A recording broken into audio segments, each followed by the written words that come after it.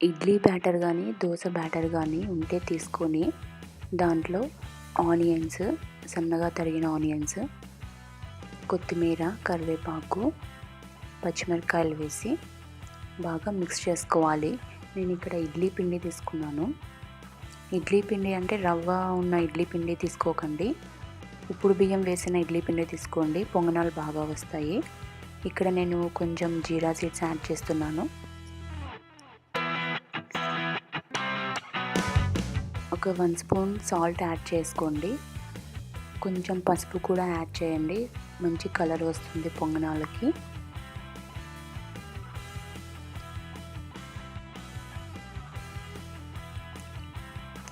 నేను కొంచెం సాల్ట్, కొంచెం పసుపు యాడ్ చేశాను.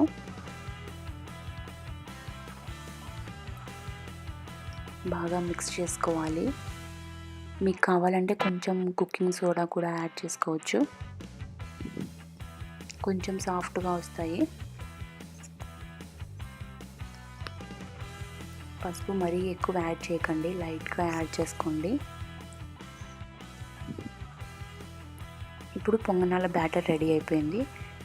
ఇప్పుడు ఎర్రకారం కోసము ఒక 2 ఆనియన్స్, నేను ఇక్కడ ఒక 5 రెడ్ చిల్లీస్ అట్లా తుంచి వేసుకొని ఒక 1 స్పూన్ సాల్ట్ వేసి మెత్తగా మిక్సీ పట్టుకోవాలి. ఎర్రకారం రెడీ అయిపోతుంది. ఇది దోశలేకైనా బాగుంటుంది, పొంగనాలకి కూడా బాగుంటుంది. దీంట్లోకైనా ఎర్రకారం చాలా బాగుంటుంది, ఇడ్లీలే కానీ దోశకి, వడకి. 1 స్పూన్ సాల్ట్ యాడ్ చేసి మిక్సీ వేసుకుంటున్నాను.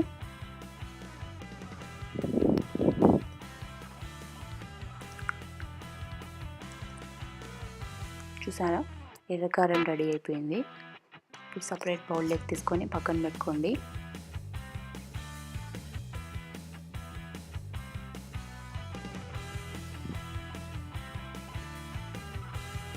ఇప్పుడు పొంగనాల పెనుము పెట్టుకొని కొంచెం వేడి చేసుకోండి.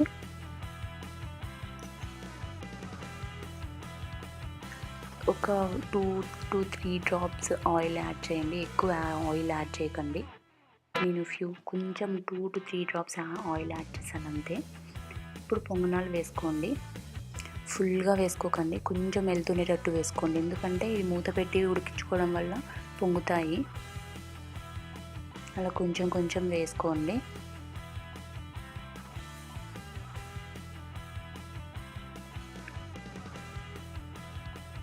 అలా అంతా వేసేసాక ఊరికే కొంచెం పైన ఆయిల్ అట్లా వేయండి, ఒక 2-3 డ్రాప్స్ అంతే.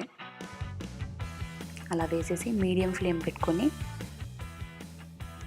పైన మూత పెట్టి ఒక 3 మినిట్స్ ఉడికించుకోవాలి. చూసారా, ఆల్మోస్ట్ పైన కూడా బాగా మెత్తగా అయిపోయింది. ఇప్పుడు అలా తిప్పుకొని స్పూన్తో తిప్పుకోండి, చాలా ఈజీగా వచ్చేస్తాయి.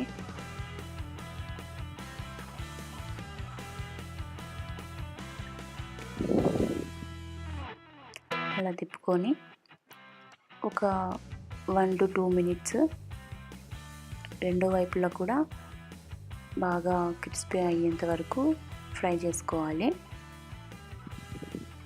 చూసారా, ఆల్మోస్ట్ ఫ్రై అయిపోయింది. ఇప్పుడు హోల్ పెడుతుంటే కూడా లోపలికి ఏం వెళ్ళట్లేదు, చాలా సాఫ్ట్గా ఉంది, త్వరగా వచ్చేస్తుంది. చూసారా, అలా వచ్చేసేంత వరకు ఫ్రై చేసుకొని పక్కన పెట్టుకోండి.